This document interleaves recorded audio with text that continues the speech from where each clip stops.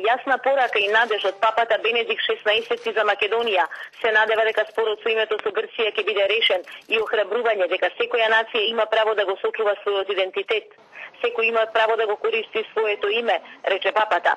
Првите зборови него беа дека се надева дека ќе се реши спорот со името и неговата порака беше дека секој има право да го користи сопственото име. Ова е уште еден јубилеј што го ја испрати честитките папата до сиот македонски народ за чествувањето на Кирило-Методиевската мисија, на сеславјанството и на големата христијанска мисија. Велјановски во име на државниот врв уште еднаш го покани папата да ја посети Република Македонија, што ќе биде многу значаен сигнал за целиот регион.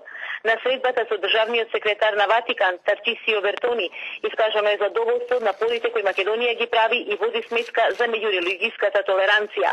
Со папата подарок копија од икона на Богородица од 16 век, а Велјановски доби пенкало за кое, како што му порача папата Бенедикт 16, подобро и полесно да ги подпишува законите. Од Ватикан за вестите на А1, Катерина Цанев-Карсовска.